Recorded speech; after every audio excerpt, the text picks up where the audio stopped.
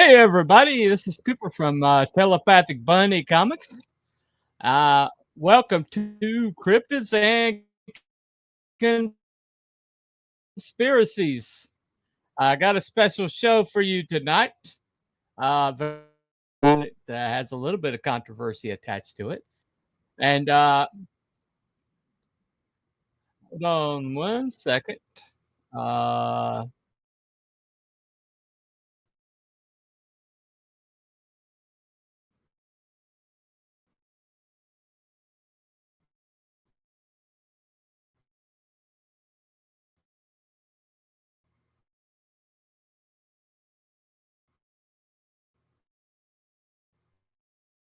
One second.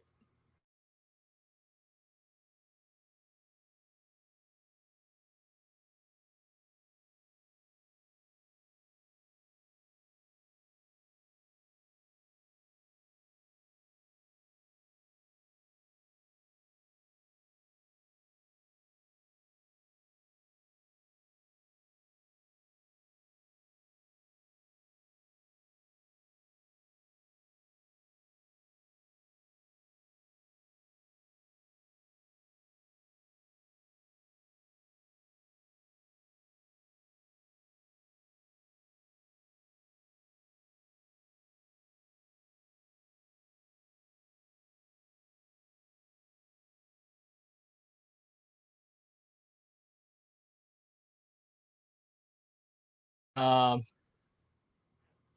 all right. Okay, it closed. All right, I think it finally closed. Okay. All right, sorry about that, ladies and gentlemen. Having a little bit of problems here. Just have to overlook that.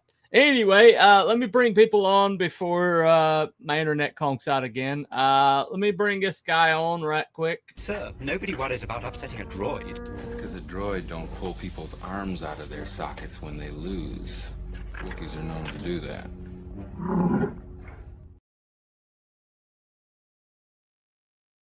Hello there.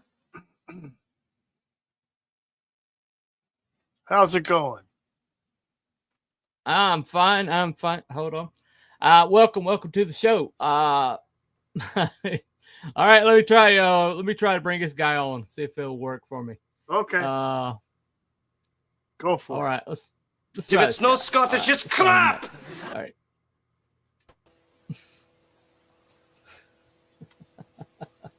I'm biting my nails. Waiting in case anything conks out. It's like, whoa. It's like, what the heck? I thought it was me. I thought I'd broken No, something it's me. again. It's me. I don't know I what thought was it was going me. on there. I don't know what Hello, was going everybody. on there. Hello. All right, welcome to the show. And last but certainly least, let me bring on this guy. Abby someone. Abby someone. Abby who? Abby normal. It's fake, fade to black, raw credits, industry. Eh,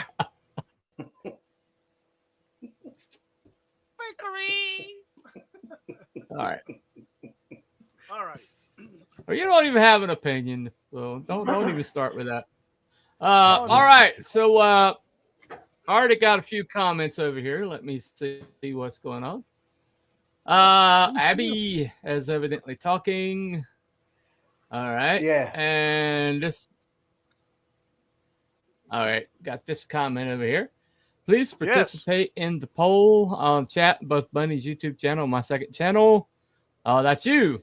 That's me. Why the hell are you guys talking on my chat? Come on now. All right. Anyway. Hey, now Uh, I'm doing marketing and promoting. So whatever's going on, it keeps looping. Whatever StreamYards All right, is going Brian. on tonight, it keeps Hello looping there. on me. So, Oh, Brian. Good evening. Good evening. all right, welcome. How was Yeah, you have to bring these chats multitasking? on. Yeah, you have to bring these chats up, Wookie, because evidently everybody's on your chat anyway. But anyway, welcome to the show, not Brian. But okay, so tonight we're talking about the Shroud of Turin. It's the world's most heavily studied artifact. I mean, we're talking. It's not even close. This is there's an actual branch of science that calls itself the syndology, I think. But it is the study of the shroud, and so it literally has its own branch of scientific study. Wow. So I doubt any other artifact has that. Probably not. I think published papers on this thing are like 33,000 or something like that. So we're not going to get into that much depth, but I did find a show that did her homework. It's called InBetween, and I left a link pinned in the chat. But she's more thorough than I could ever be. So we're going to do a lot of her clips tonight, plus one from Pints with Aquinas, talking to an actual syndologist. Okay. All right. And then I have a couple more. I have a video of an actual recreation of the shroud in physical. Somebody actually physically made a Jesus based on the shroud. So anyway, so what we do know, what's well established, is that the shroud first, like officially, showed up in, let me get the exact date. It showed up officially in 1354.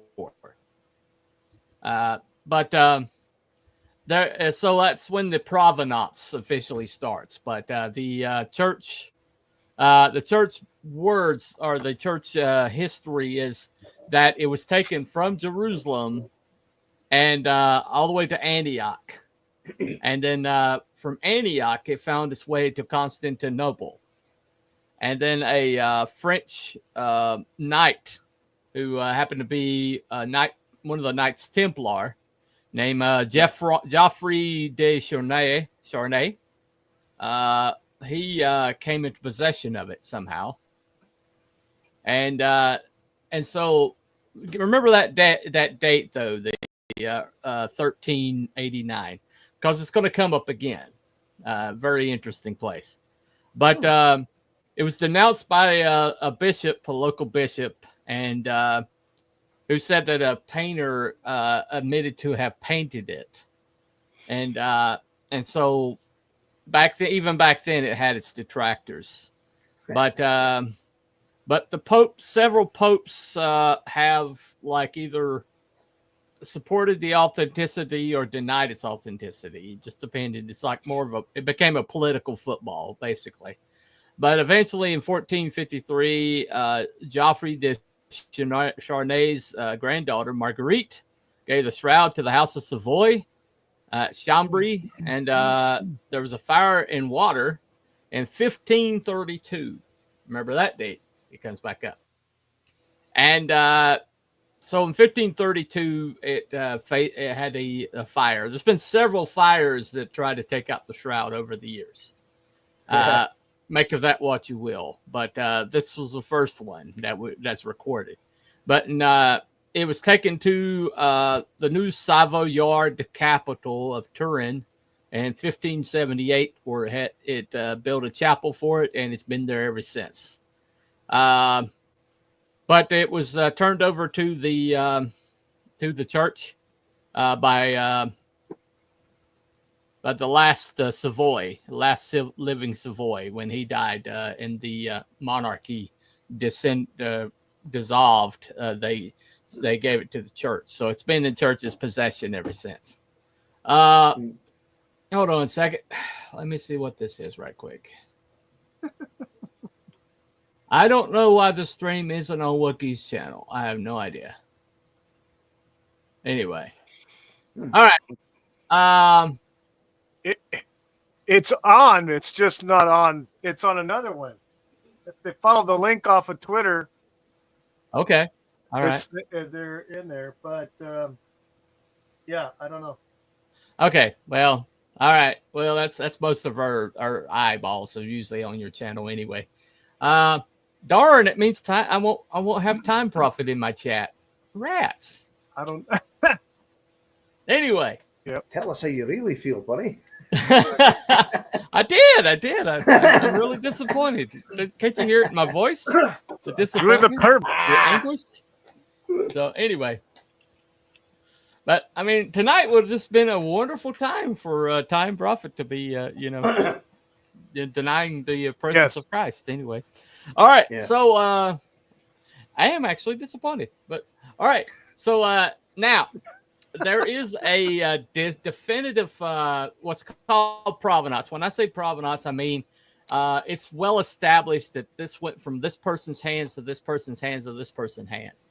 When you're trying to date an artifact or a painting or a work of art or whatever, provenance is how you trace it back to the source. And the closest you can get back to the source, the more legitimate it becomes. And so when people are like trying to say if something is real or not, they're looking for provenance. Okay, that's what the word means. Anyway, but there is a something called the Sudarium of Oviato, which is in Spain, and that's actually the head cloth. I believe it's the head cloth that covered the face of Christ, while the shroud is the cloth that draped over him after he came down off the cross. Or they refuse to say it's Christ or not, because there's no way to establish that. But the being or the individual that's portrayed on the shroud has all of the damage that is listed in the Bible that was done to Christ. So it's presumed to be Christ. What is this? What's going on now? Hold on a second. What? What's the matter? I keep seeing a private chat, and I've just been checking it. All right. Oh, anyway. Yeah. I sent the link. That's nothing to do with me. All right. It's just a link okay. to have, yeah. All right. Well, it's not so you guys are paying attention. Anyway. I'm listening. All right. So now, for the most part, they believed it was just like the shroud was like basically a piece of cloth with a vague outline of a human on it. And for years and years and years, everybody just, they didn't know what this vague outline of the human was.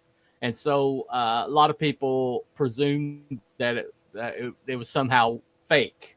It was somehow faked. And so it just, but something happened the first time it was photographed. And it was game on. Let me play this right here. Now, this piece of cloth is pretty much treated as just a matter of faith, just like all of the supposed bits of the cross you find in churches everywhere, until an accidental discovery in 1898. For the occasion of the 400th birthday of the Turin Cathedral, the city planned a sacred art exhibition and arranged to have a guy named Secondo Pia, the local photography expert, shoot the first ever pictures of the shroud. When he goes back to his darkroom later that day, he gets the shock of his life. Instead of a mostly brown negative image of the mostly yellow piece of linen, his negative reveals not just a full face, but a full body full of visual detail that had never been seen before. Of course, tons of people said he either didn't know what the hell he was doing, or worse, that he faked it. Until another professional photographer named Giuseppe Henri also took photos of the shroud in 1931 and got the same result. The result of both of those photographs is the realization that when looking at the shroud, we are not looking at a positive image. We are looking at a negative image. The real image can only be seen when looking at the negative. And that negative showing the positive image is the iconic vision of the shroud that most people know today. Okay. Now, me and Craig had this discussion last night. Can you imagine this dude taking a picture of a vaguely stained piece of cloth that everybody said is sacred, and then going into that dark room and seeing that image pop out. Yeah, it's quite the experience, I'm sure, for the first time. Right. You know, he's got the negative, and it's like he sees that. You know, that's what he sees. Right. And I what wonder he if he said, discovered. "Holy shit." Yeah, I'm serious. I mean, He probably did. Holy well, shit. I mean, it turns out the shroud is actually the negative, and Right. so when Yeah. he took the picture, it It reversed. became, yeah, Yeah, the positive. and so I mean, talk about a holy crap moment. I mean, it's like you just think. I think it said later that he wasn't even a believer. And so he's just like doing this was a job. This was like a 9 to 5 for him. Take a picture. Photography is brand new. No, it's like very novel. Very few people studied it, and so I'm sure. yeah, there you go. He did. Holy Christ! It is Holy Right. Christ. What? Well, Yeah. I mean, but after the he takes it in that dark room, and then when he puts it through the chemicals, and suddenly it's like, bam. Well, And it's go ahead. there was the second photographer too, back 40 Yeah. years later. 35, Yeah, 40 it years was 40 later. years before they even Same let thing. it be photographed again. Yeah. And And that it's second same guy, result. yeah, that second guy's like, that first guy, I don't know what happened with him. And then he took a picture and is like, okay, yeah. You know, I mean, it just seems a little too elaborate that they've set up this huge hoax that years later people are going to invent photographs, and the only way Right. they're going to discover this is with the negative. I don't think well, so. actually, there's people that tried to argue that, and they said it because they tried to say Leonardo da Vinci did it, and somehow, as brilliant as he was, and I mean, somehow they made him out to be the most brilliant human being has ever walked because he somehow figured out how to do a photo negative decades before. I mean, not Right. decades, but hundreds of years before. And they were showing the shroud over 100 years before he was born. And so how he managed that, I have no idea. But there's people that argue that. All right. Let me look at these comments over here. Right, B-Dog, how's it going? Oh, okay. All right.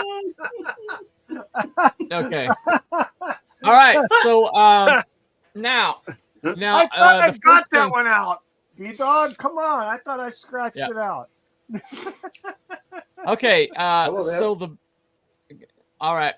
Well, this is I knew this was going to come up. You're gonna and our friend Time Prophet brought it up last week, and this is the thing that everybody brings up. You'll see every comment section of every video on the shroud, and they all have these ideas about how it could be faked that are crazier than the idea that Christ could have created this when he resurrected. And so it's but one of the things that they always point to is this 1988 carbon-14 test.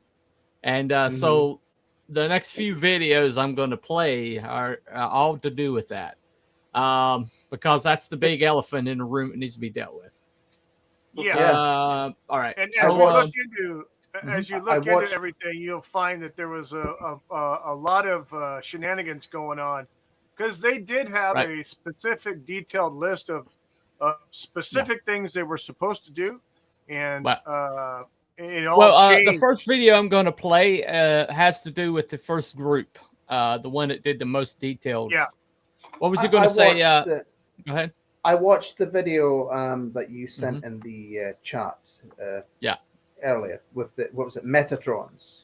I watched that. Right. So they talked about the carbon dating and all that stuff on there. Yeah. So everybody that wants to debunk the shroud will bring this up, but it might not be as open and shut as they think. But there was a group that was earlier, the very first group, and it was led up by a physicist, okay? And it had a whole bunch of people involved that were believers and non-believers. and scientists of all stripes, of all different different brands of scientific thought. And it was called, let me play that right quick. Besides not knowing that he would be the first to photograph the face that many Christians believe is the face of Christ, Secondo Pia also did not know that he would inadvertently create a new branch of scientific study called syndenology, which is the name specifically for the scientific study of the shroud. The word synden being Greek for shroud. Scientists from a multitude of disciplines start theorizing about the origin of the shroud's image. But other than studying the photograph and its negative, there isn't really a lot they can do. The shroud is off limits. But by the 1960s, the Turin Archdiocese, who were its acting custodians at the time, they start to think, well, hey, maybe we should figure out the best way to preserve this thing. So they form an 11-member committee, some members of which are scientists who between 1969 and 1973 try to figure out what they need to do. And that's when the first fabric samples are taken. But things really get going in 1977 when the Shroud of Turin Research Project, or STURP, which is a 33-member multidisciplinary team of scientists representing a multitude of countries and a multitude of religious beliefs, including mostly believers, but skeptics as well, is given 120 hours of access to the shroud to collect as much information as they can get. Rumor has it that the night before the testing was to begin, the scientists were gathered at the hotel bar, relishing their free trip to Italy, thinking it's going to take them all of a day to prove this thing is a hoax. Even the believers, but they are wrong. After a day, they're more stumped than ever. The scientists work in shifts to maximize every hour before the 120 hours is up. This includes tape samples and vacuum samples to collect trace evidence and every kind of photography you can imagine. The information gathered is then taken home to be analyzed. It takes them another 3 years to come out with a conclusion. What did they decide? They have no idea. In their final report, they say, "We can conclude for now that the shroud image is that of a real human form of a scourged, crucified man. It is not the product of an artist. The bloodstains are composed of hemoglobin and also give a positive test for serum albumin. The image is an ongoing mystery, and until further chemical studies are made, perhaps by this group of scientists or perhaps by some scientists in the future, the problem remains."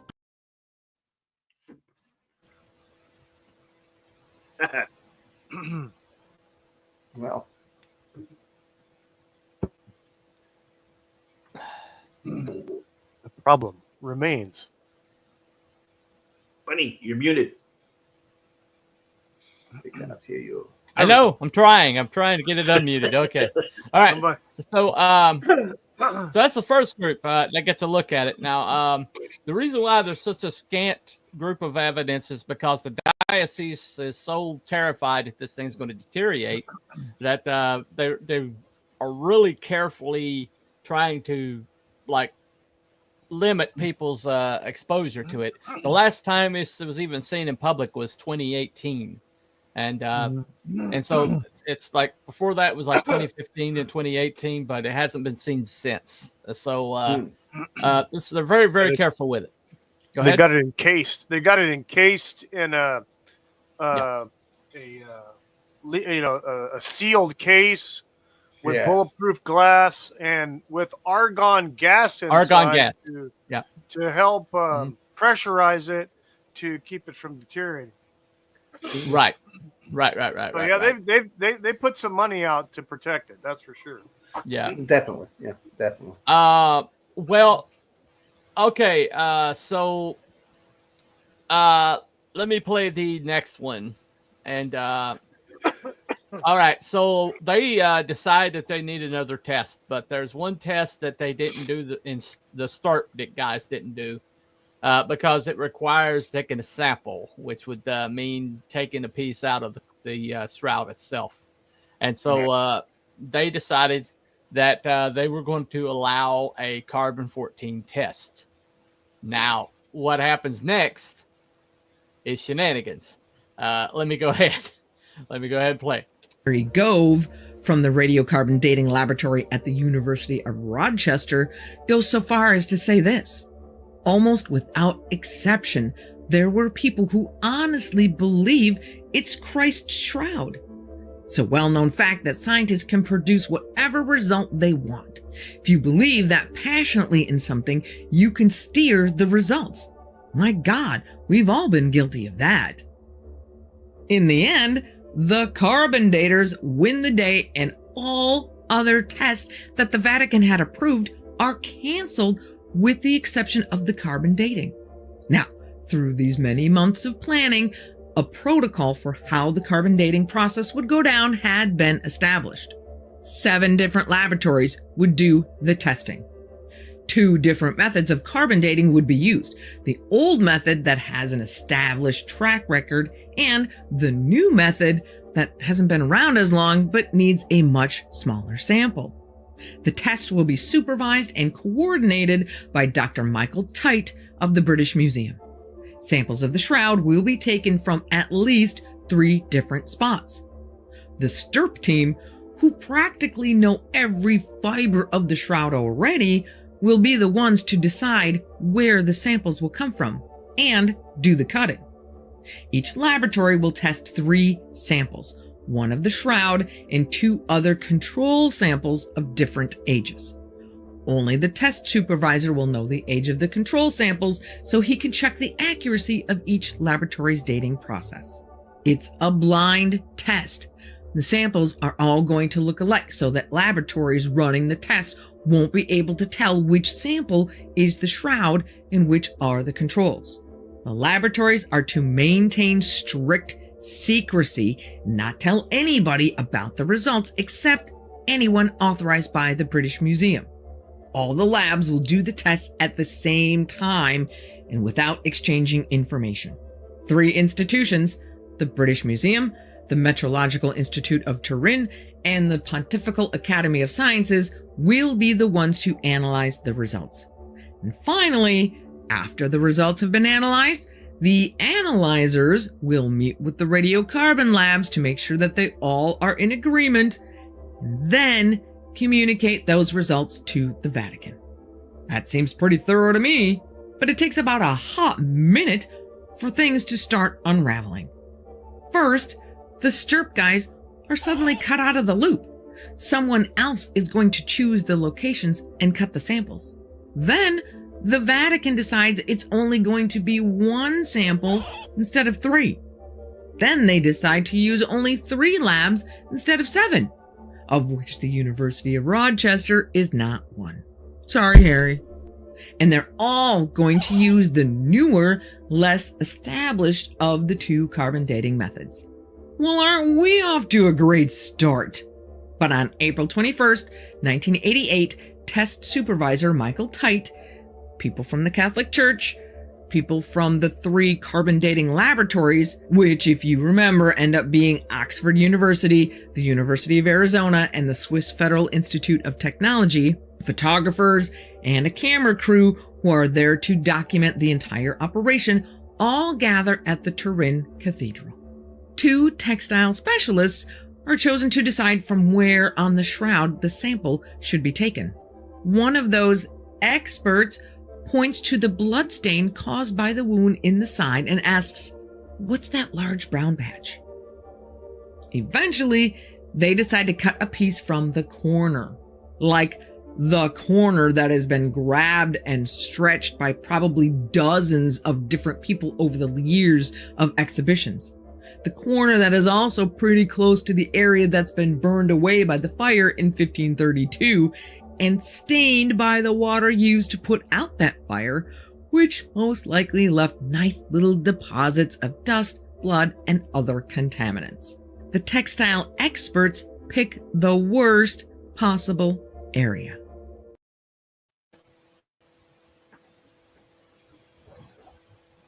Dumbass! Oh, yeah. Oh, yeah. Okay. Well, I'll tell you what. When Mhm. they eliminated the Stirp guys, because they were the Yeah. ones to first analyze it, like every square inch of that thing. Right. I feel they did that for a reason, because they knew where the repair was versus the stuff that was original. Yeah. So Well, now Pints with Aquinas. Now this is the first one that I watched that kind of put me onto this, but he's got an actual syndologist from the Vatican. He sat down with this guy, and this guy he teaches this. Okay, he teaches at the University of Turin. He teaches this course basically on the shroud. So this is somebody who knows pretty much better than anybody, and he wasn't impressed with the testers either. And he had a very unique perspective. This is a little longer clip, but let me go ahead and play this one. So. Before we get further, I know that people are going to come in with these thoughts of, wasn't this disproved? So it might be helpful to show why that isn't the case before we go on to kind of assuage people's... Right, let's do that. Okay, so slide 3 here shows some pictures. This is probably what you saw in Front Page News in 1988. Look pictures at that. Of Dr. That must Michael frustrate you Tait. so much. Can you see the 1260-1390 exclamation part? That's the exclamation part that really, it just screams academic excellence and propriety, doesn't it? Yes. These same guys with this very composed stance with their arms folded before these powered pillars. It just says these same guys got what's the number? I'm going to forget, like how many million in sterling they got for their new museum. Like the next day, it's a matter of the public record. The moment this was published, they were able to build their new laboratory. Some stuff was very fishy from the start, but it's just the case that across the world, front page news everywhere was the Turin Shroud it's been proven to be a medieval fake. It tells us nothing, therefore, about Jesus' sufferings. It can't be considered a relic, etc., etc. And so if you still believed that the shroud was real after this point, you might as well believe that the earth is flat. You're about the same category.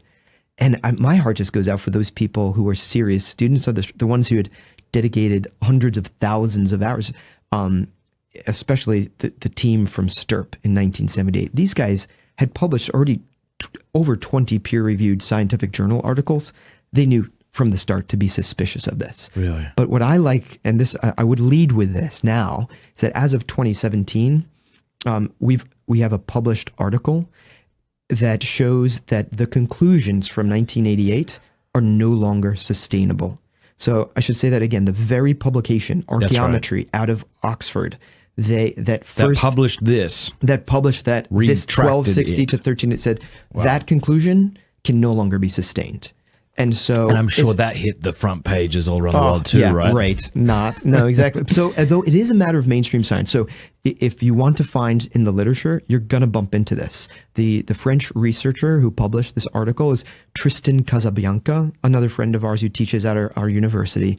And he goes into all the details. It's a fascinating story. But I want to say it was in 2017 that according to the Freedom of Information Act, these laboratories were compelled by law to release the raw data that shows how heterogeneous were their individual results, because there was Oxford, Zurich,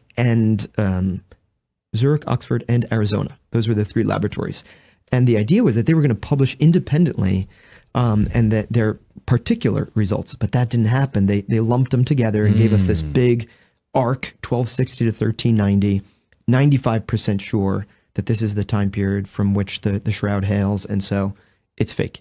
But the bottom line is that they use a sample from the top left corner of the shroud, which we know to be anomalous. It's just not representative of the rest of the shroud. And we knew that, and we had proof of that 10 years prior. You would think somebody would have the sense. Do you think they knew that? Well, they ought to have known. That much we know. We knew though that in the moment that they're cutting the sample, 8 centimeters of the most prized relic in all of Christendom, and of course you know that with carbon dating, you carbonize it as you destroy, you put into a fire, basically, this cloth never to be seen again. And so you'd think you'd be very careful. Like, compare that to the STIRP team, the Shroud of Turin research project of 1978. For a whole year, they prepare just so all of their tests will be non-invasive, non-destructive. And yet here, we're about to destroy forever 8 centimeters, and they don't know where they're going to take the sample 2 hours prior to the experiment. And it's all on videotape. In Italy, there was a documentary that came out just telling this whole fiasco, and it's called La Notte della Sindone. It's the night of the shroud. And you know who does the narrating, if I'm not mistaken, is the same actress. I'm going to forget her name now, who plays the devil in The Passion of the Christ. Yeah. So it's got some fun imagery there. It's a little on the nose. Yeah, exactly. It's a little edgy, but the fact is I can understand why some people were upset. But here's the thing. Even if you think that those laboratories did good science, and I'm willing to be benevolent and say as much, even if they did perfect science, they did so on a sample that tells us literally nothing about the rest of the shroud. Like, you could look at the chemical composition, like you can see a map, what's called a brightness map from the UV fluorescence. Like, turn off the lights, shine UV, capture what fluoresces, and it tells you about the chemical composition of the cloth. It's all uniform. It's all like orange hues, maybe a little yellow, a little red, but it's not forest green. But that's exactly what color it is in that top left corner. Like, a little kid in kindergarten can point to that and say, look, Mom, that part is different. And yet this is where these, world-renowned scientists.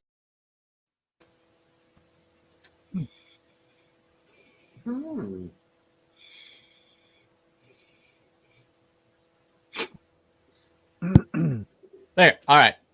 There you go. The gentleman in the said that it's taken from the body, but no, it wasn't taken from the body. It's on camera. It's well documented. They took it from that top left corner, which they knew, the STIRP team knew, had a different fluorescence than any other part of the shroud. That's right. Which, they did a fluorescence on it, and it the repair portion, that corner specifically, was completely different in its illumination than the rest of the shroud. Any of the parts that were repaired were different or had no reflection at all. Well, there's a guy. This couple was looking at the photos of the shroud, and they noticed something because they were into textiles. Both of them were like weavers, okay, and they noticed something different about that top part. And one of them did research and discovered that there was this method in France around this time that was like it was well known in France at this time, of taking apart the weave and reweaving it by hand. Right. And it was known that the shroud was repaired around this time by the monastery, and so evidently these nuns were so good at their job that basically they wove on a strip of cotton fabric. It's been determined it's cotton.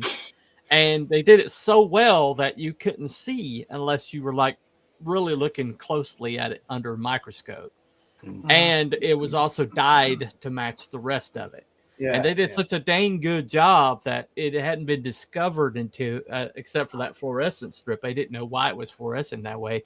But when after the carbon dating came out, somebody, one of the scientists, John Jackson, I think his name is, the primary guy from STIRP, he looked into this and he went back to his samples and discovered that he had cotton fibers in that corner, the tape that he had from that corner. And they determined that indeed that strip was cotton, and that's where they took the sample from. So, right. There's a picture. There's a picture actually. I don't think it's a microscope picture, but it's a very, very, very blown up picture of the weave, and you can see where the weave pattern, which is a herringbone pattern, has it kind of it adjusts, and it's not supposed to do that, and that's where the repair was. Right. It lines up exactly with the fluorescence. My question is, Why were the people from Stirp kind of left out of this process? Was there a reasoning behind that? Was that ever stated? No, they just basically they showed up and they said that you're not necessary. We've got our own experts here because we don't want to. I think they said that they didn't want to bias the process by those guys being there, and so they were shut out of it essentially. So in other words, they biased the process by leaving out the guys who actually knew it, right? Yeah. But now we want to get everybody can say a lot of things about the carbon dating and everything like that, and they have actually they refuse to give all their data.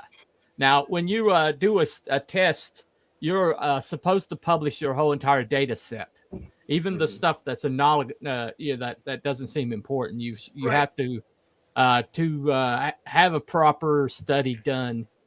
You have to basically publish your whole entire data, including the things that don't back your premise. Positives and failures. Right. For 30 years, the British Museum wouldn't give the data to anybody. For 30 years. It took court cases and they before they finally gave them the reports, and the thread that they used from one end to the other had a variation of it of a couple hundred years. So like this end had a couple hundred years different from this end over here, but those if you have a data set that's that desperate, you're supposed to redo the test in most circumstances, and they did, and that's why they've published the results as being unsupported. They're not able to support it anymore, and that's them saying that. It's not the church saying that. That's them admitting that they can't support the findings anymore, and yet that's not been published anywhere. Nobody talks about it. Okay. So for whatever reason. Now, the thing that sets the shroud apart, and there's a lot of things we could talk about. We could talk about the spores on it. We could talk about the blood having bilirubin in it,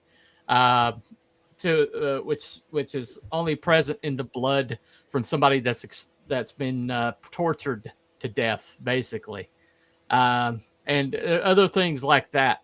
But the thing that always blows my mind, let me play this clip right quick. Now, I told you at the beginning of all of this that I was saving the best for last, and I am about to make good on that promise. I know this is going to blow your mind because it is absolutely blown mine. This one bit of information might just be enough to make me a believer. If you look at the pictures of the shroud, either the positive or the negative, it's pretty easy to see that there's a lot of shading happening in the image. We know we're not dealing with pigments. So let's say you're drawing something with a pencil that requires shading. How would you do that? Well, you would probably apply more pencil lead where you want the picture to be darker and less pencil lead in the lighter areas, right? If you were to transfer that idea to the shroud, that would mean more of this yellowing, aging effects in the darker areas and less in the lighter ones. But that is not what is happening on the shroud. The darker colored areas are not the result of a change in color intensity.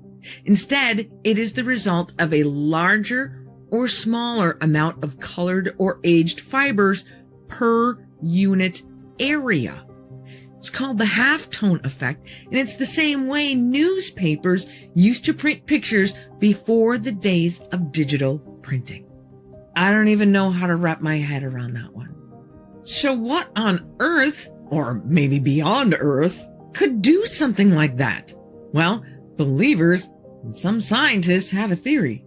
They are speculating that if you follow biblical teachings about the resurrection, perhaps there was a massive particle radiation burst from whatever was lying inside those layers of cloth, changing the very molecular composition of the shroud fibers. This radiation burst would account for many of the unusual features of the cloth, like the fact that only the topmost layers of the yellowed fibers are affected, why the bloodstains still appear so red, the extra carbon-14 molecules that throw off the carbon dating, the fact that the density of the image is the same on both the front and back images, and even the odd proportions of some of the body parts. And scientists have already run experiments where they bombarded a piece of flax linen similar to that of the shroud with protons and were left with a piece of cloth bearing the exact same rapid aging characteristics that are present in the shroud. Or others think maybe it was UV radiation. Tests conducted using UV rays also replicated the same changes to the fibers.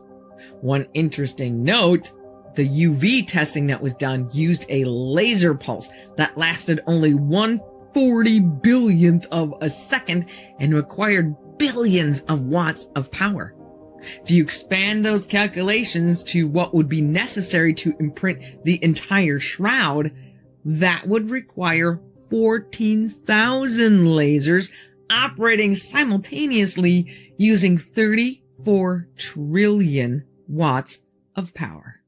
Of course, if this is the true resurrection, I think God would be able to muster all the energy he needs.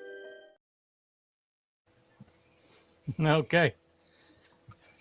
That one, that particular bit of it, you can talk about the radiocarbon dating and all that stuff, but how the image was created, that one, that's the one that they never seem to have an answer for. And, you know, our friend in chat is obviously against the radiocarbon thing. And he'll have to give me his findings because I didn't see anything. I didn't see that information anywhere. I was waiting, but if you've got sources, that'd be interesting. Yeah, I mean, that's fine by me. I didn't see those sources, but you know, I'm more this idea. I like this idea. They've already established that the blood isn't too degraded for them to get DNA out of. So sorry, guys, the cloning's not going to happen. AB, from wasn't it? AB, Yeah, AB blood type. AB blood type. Yeah. Which is a rare blood type even today. So let me show this, but this is the image that's on the cloth, and it has enough information to make a 3D image.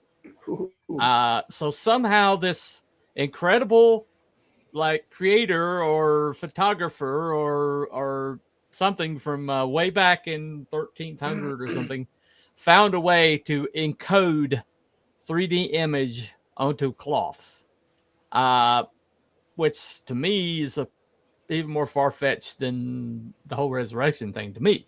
But this is they fed the information into a three-dimensional computer and created a hologram.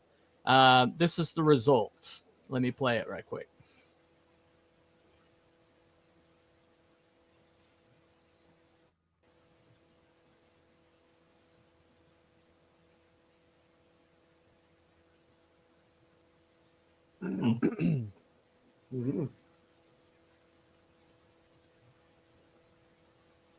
So this was fed into a computer that NASA uses to create three-dimensional models of planetary surfaces.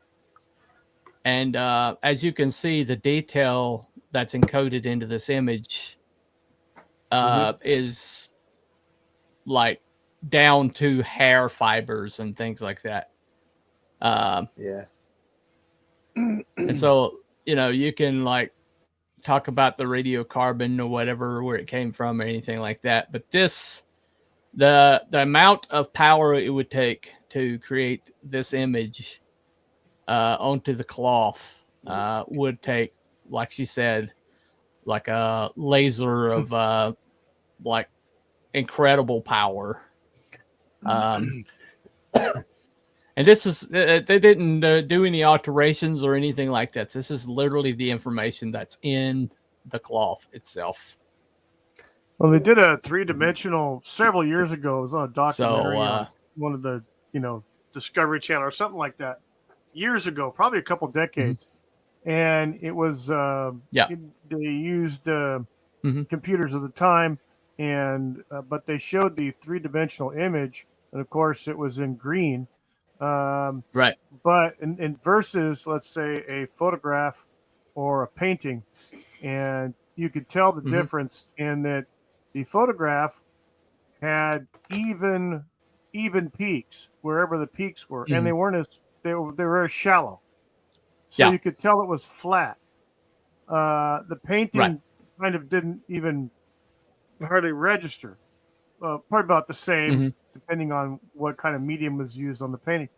But when they put the image of the shroud in, it actually produced a 3-dimensional image that showed peaks and valleys, that showed a difference in the height of the nose in comparison to the rest of the face, that actually formed an almost skull-like appearance on it. Not, given the time that was done in the late 90s, mid 90s, whenever this was, that they did this original 3D stuff in green, it wasn't perfect, but it was not a photograph and it was not a painting. This is something that actually, for whatever reason, the painting hypothesis has been disproven. There was a chemist that was part of the original start who left the project, handed all this stuff in, that said that there was pigment on the canvas, but later on it was determined from different studies and things like that if you were to collect the amount of pigment that might have that was on the canvas, you would need a microscope to see it.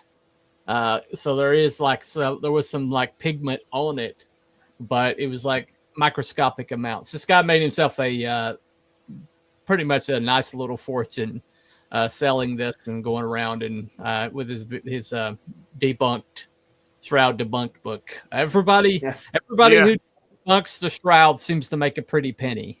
Seems to have pretty good funding. So make it that what you. In terms of how the picture got there or what have you, I don't think, I could be wrong, my history could be all jumbled, but I don't think they had superpowered lasers back then. I don't think they did. I don't think so. That's why it was aliens. Aliens came down and did it.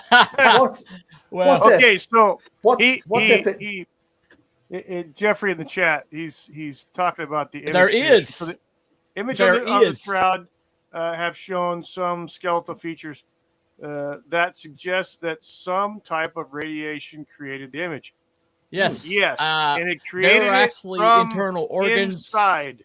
It created it from inside right. and radiated outward both directions. We're actually in a spherical form to create this, image on the Shroud. Well, nobody in one the of the 1300s had that technology, and they sure as shit didn't have it in Jesus' time either. Well, one of the people that is one of the Shroud people that goes around is a nuclear physicist. He literally has been a nuclear physicist for a living, and he does this on his off time. He's talking about the way the power, the amount of energy that it would take, and people misunderstand what nuclear or what radiation means. Okay, radiation simply means power that bursts forth or is radiating from something. Heat radiates. Heat radiates. Normal heat radiates. Light radiates. Light is radiation, right? Yeah. So all they know, and this was when I watched him today, was that an intense light that had no heat to it somehow created this imprint onto the cloth.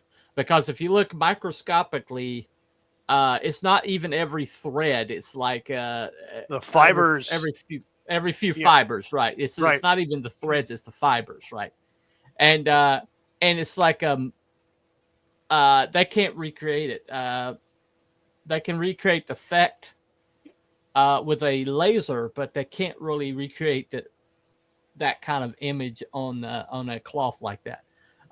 So even the people that are skeptics, right? Well, we all know who did this. It was prehistoric park horse. There you go. All right. Yeah. I knew we were going there. Aliens. I knew we were going there eventually. But anyway. So I mean, you look at this. You look at what, and Jeffrey quotes the scripture here in Matthew 12. It says Jesus predicted a sign about the duration of his burial. It would be for less than 72 hours. So, actually, it's actually been determined it's less than 36. Yeah. Because you think so 30 less than that. Okay, so a day and a half. The way the Jewish their days were from sunrise to sunset, and so they had to rush his burial because sunset was happening, and so that was the start of the day, and then it would have gone through the sun to the next sunset and then the sunrise, and so it'd been the day that he was crucified would have been the first day, and then the Saturday would have been the next day, and then Sunday would have been the third day. Images on Shroud removed less than about 40 hours after his death. Yeah. But if I haven't even gotten into the damage done to the body, but they can tell the damage done to this body all the way down to how many lashes he took. They're able to determine that one of the people that scourged him was shorter than the other. I mean, that's how detailed this is. I mean, they're able to determine. That was something to what the stirp thing, right?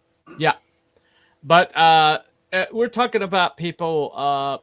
Like hundreds of people have studied this over the years, and some people that are like some of the most brilliant minds on the planet, and they haven't been able to completely 100. The only people that think it's completely debunked are the people that believe more outlandish things than the people who believed it's legit. To me, I mean, just to me, I read these the debunked people, and they're always like, "Oh, it's an artist did it." Leonardo da Vinci did it. They determined that you could do it with infusing it with silver and then putting it in a curoscope or something like that, or a light source. I can't remember what it's called, but like a device that they use to paint with. And now, they can't recreate it though. Even though they say that that's how it happened, they can't recreate it. Now, according to what I recall in the Bible stories about Jesus' resurrection and crucifixion and resurrection, is that he wasn't in there. When they opened it up, he was gone. It was just a shroud. He only appeared to them later, out of basically, for all intents and purposes, out of thin air. He just showed up. Now, and he was solid. He was solid. He showed them the wounds on his feet and his wrists where they'd been crucified, etc. And according to like theologians I've read after in the actual scriptures themselves, he was gone by the time the stone came away from the door, and they just found the cloths like where the way they folded them around his body empty. And so basically he went from physical body to energy, pure energy, spirit, and then back to physical body at some point. But he was still energy at the point where he met one of the ladies in the garden because she couldn't touch him because he had ascended, he said. So he went. He changed his form according to the scripture, and so that kind of power, ability to do that, to transmit physical into energy, we can't. We don't have any way of doing that. Okay, there's no teleporters. Okay, we Again, don't have teleportation. Okay, we don't, but God might. Yeah. Well, I was granted. gonna say, I was gonna say is we don't know what that looks like. We No. don't know. Yeah. We don't know what the process Nope. looks like. I mean, No. when one thinks of these things, you think of Yoda or Obi-Wan just Right. disappearing, Yeah. and the clothes just fall. Or another example would be like a big woof, a light, Right. or something like that. Like a big whoosh. Right. So that's So- the kind of things I would imagine. So What's really intriguing to me is the fact that the shroud has both the front and the back of a human male body on it, showing all the wounds and everything like that were on the, on his body, transmitted to the Yeah. cloth. So if there was a radiation, which scientifically it had to be some sort of radiation. Right. But that radiation emitted from the body. Whoever was under that shroud, it emitted from that. It wasn't applied to it. It wasn't from the side or above or underneath. It was the source. It was it was a source. So the source was what was wrapped in the shroud. That's the intriguing thing. yeah, that's right. Yeah. Well, and so you can say a lot of things about the the radiocarbon and all that stuff, or some of the ancillary information, but how that image got on the cloth is the thing that's always like baffled even the most skeptical people, is how that happens. If some human was able to do this back in medieval times, why can't we recreate it? With our modern technology. But anyway, so I'm going to go ahead and close my poll in my chat. The strip should not have been there. Jesus' body is not laid on the floor. Can I ask something? Okay. Right? I'll ask this question. Right? Yeah, How many? Go ahead. How many other people have been discovered that have been crucified and have been buried in these shrouds and stuff to compare this to? They didn't. my knowledge, most of no. the times they weren't Yeah, I buried. haven't Most heard of the of times they were just stuck in piles, and Right. they were like executed by the Romans. They were basically not given the dignity of burial for the most part. I see. But in this case, Pontius Pilate was asked by two influential Jewish people to take the body, and Pontius had a soft spot for Jesus. He tried to save him. He tried to get him Yeah, he does, didn't he? Yeah. all the way to the end. He tried to save him, but then he just washed his hands of it. But when they came to him wanting the body to bury, then he allowed him to do it. And it was the linen was a rich cloth, a rich man's cloth. It would not been available to a poor person, and that would been Joseph Arimathea had a lot. Was very wealthy, so it was buried in his tomb. Rich people had tombs. Poor people just got holes in the ground, But this is a tomb, and so it all fits. Every bit of the biblical narrative fits the shroud. The information on the shroud. So anyway, one last comment here, and John encountered something that caused him to see and believe. What was that? Right.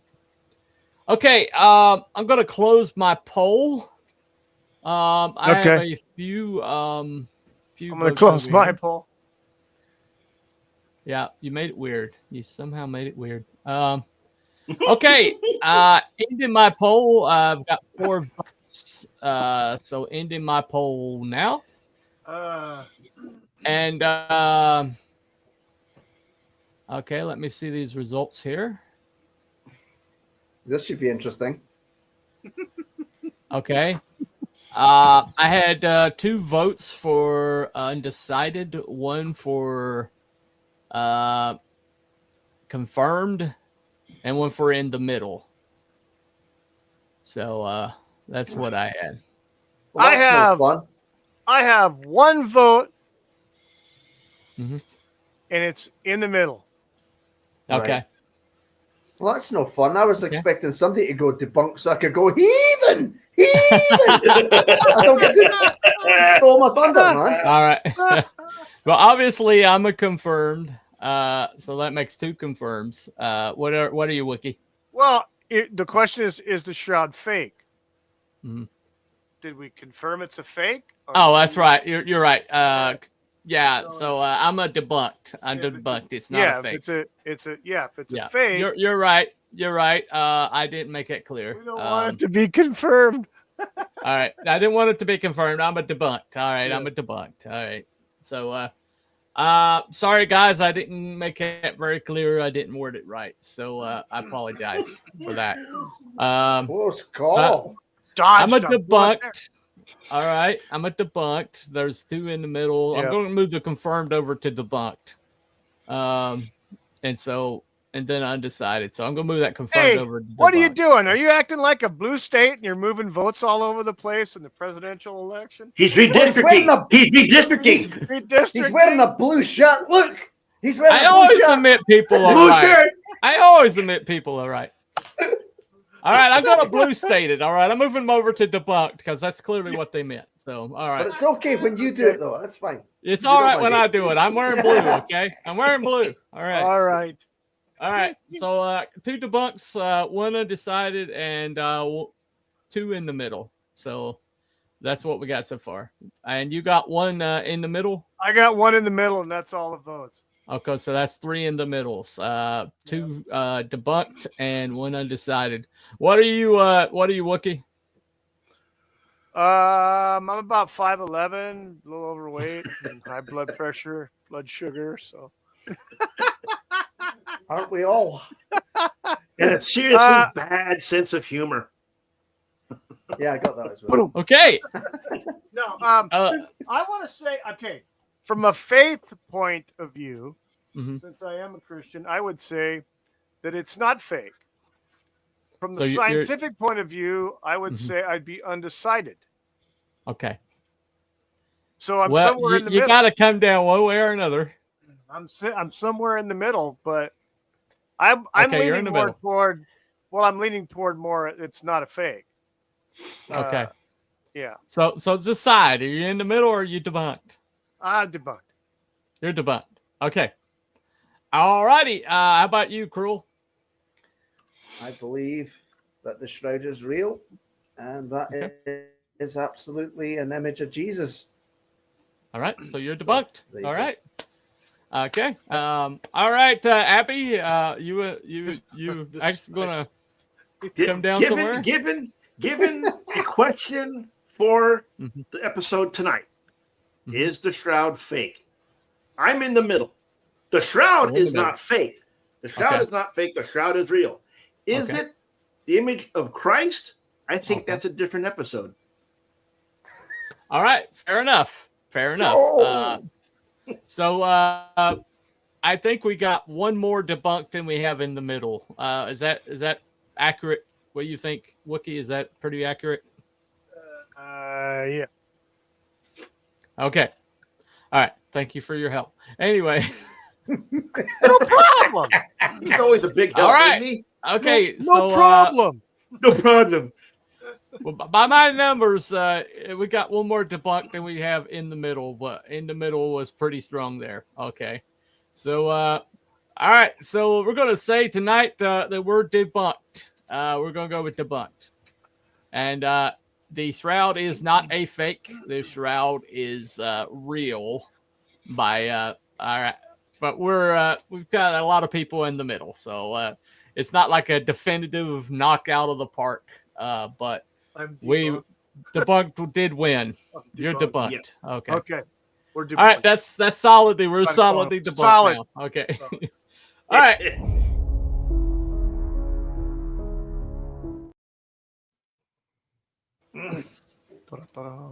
Thank you, B Dog, for just breaking that. Nice one, B that Dog. I put in there with the clutch pitch. All right. Thank you for coming, Jeffrey. We Yes, we yes. didn't agree, but you were very Thank everybody in the chat. you were very respectful with your Well, opinions, and we definitely This is what appreciate this it. show is supposed to be about: the gathering of He opinions. put forth Right? he put forth a very good argument. Yeah. No question very, about very, Well, I'd very like well to see. done. I'd like his information if he wants to leave that in the chat before he goes. You know, yep. And he Because I didn't see that pointing out information exactly anywhere. what I was So. pointing out. What's confirmed? Yeah, it's right. I get it. I get it. We, That's my fault. I have admitted my fault that I screwed up there. And so, all right. So we're going to head on out here. Thank you all for coming to Cryptids and Conspiracies. Thank Yes, you to thank the you, everybody. Park Horse for showing up and making me lose years off my life as usual. Anyway, That's just because you know Wookiee. That's all. That's the only reason for that. oh, okay. All right. Fair enough. Fair enough. All right. What's your show for tomorrow, Wookiee, that you got running? Well, tomorrow's show on the weekend review, which will be on my main channel, Mhm. We're going to talk about like some of the things that's been happening since the inauguration, since Monday. Oh yeah. It's a whirlwind of couple of- all kinds of different things going on. And the best part about it is Trump did it in people's faces. Newsom, the mayor of LA, the representatives in LA, all of them got bitch slapped. Mhm. And I loved it. It was great. And the governor So of we're North gonna be talking Carolina, about too. a bunch of stuff. The governor of North Carolina, Yeah. too. Oh, So. Oh, yeah. We're going to talk about the insurance companies in North Carolina because that was brought out too. Yeah. Big time. Yeah.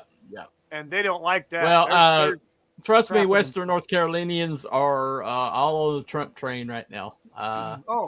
All the people that I know were quite, except for Asheville. Asheville, they're so blue that Yeah. there ain't But moving the them. thing There is- ain't no moving them. The thing is that all the shenanigans that are going on that have gone on, Mhm. the shenanigans that have gone on are now being exposed big time, and it's I being think I- broadcast. And that's He the hasn't great got thing. his people in yet. So once he No, he gets his hasn't got all people of them in, He's got some of the main ones in right there. well, he's got Hexus. He's I think Hexus, Rubio. Hexus is, and Rubio are the only two that I know of. Who else no, did he get in? The CIA guy.